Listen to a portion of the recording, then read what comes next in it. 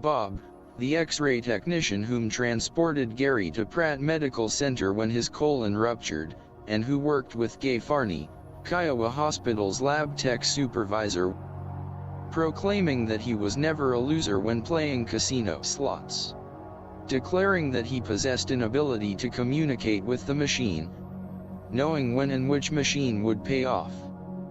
Gary found this hard to believe, advocating he and Bob pursue a trip to a casino so Bob could affirm and confirm his ability.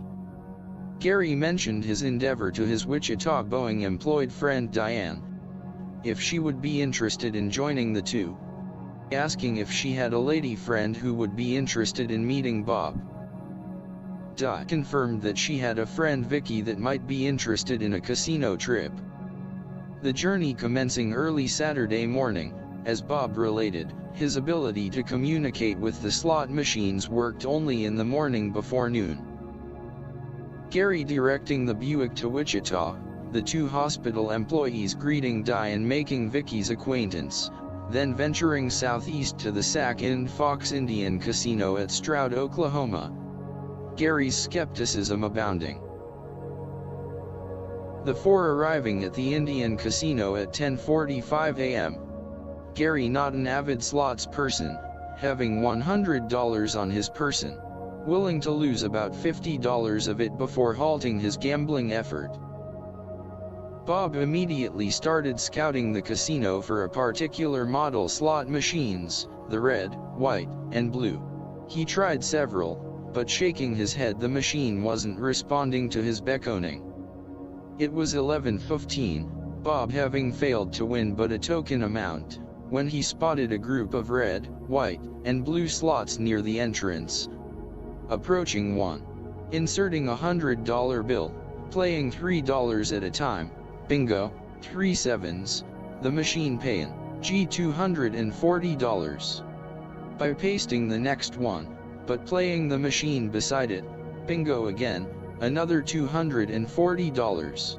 He walk around to the other side, finding another red, white and blue, and another $240, only this time, the continuous sounding of the bells having drawn the attention of the security guard at the entrance.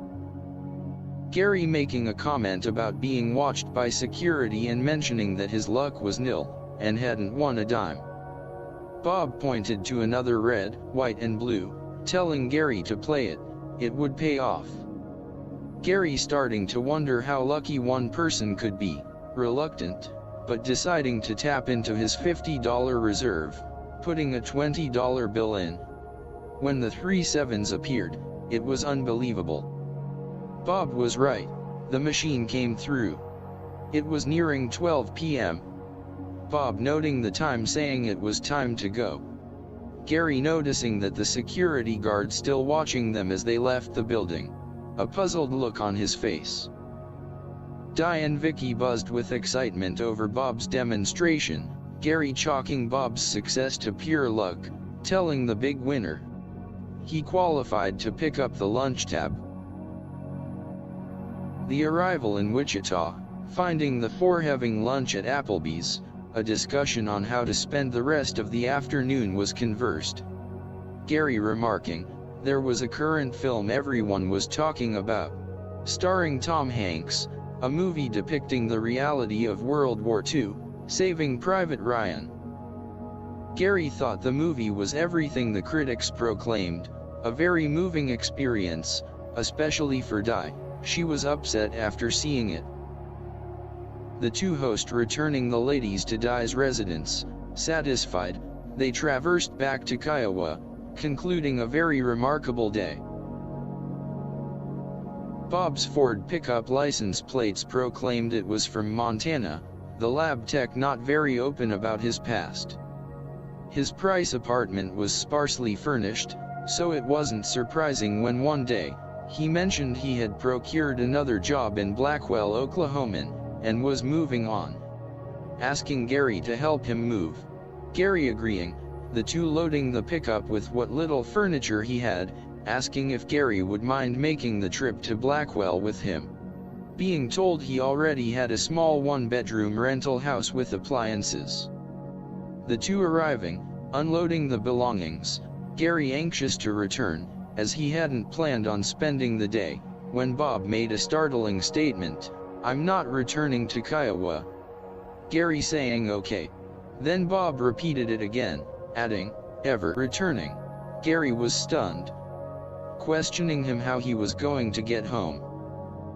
Bob continuing to shock Gary, handing him the keys to the Ford, asking him to drive the pickup back to Kiowa, park it somewhere in town, walk away leaving the keys in it. Gary's immediate reaction was disbelief, but responding with an, "Okay, no question asked." Bidding his friend goodbye, it was all unsaid, but suspicious. In all probability the pickup from Montana either didn't belong to Bob, or was being repossessed. Gary keeping his promise, on arrival in Kiowa, finding himself nervous about what was to transpire. Once in Kiowa, making sure he was not being watched, he decided to park the pickup across the street from the park, then stroll back to his apartment. Surprisingly, he was never questioned about Bob, or heard anything about the discovery of an abandoned pickup with Montana tags. His curiosity held in check, another questionable ending to a questionable event, involving a questionable person, deciding some things are best left unanswered.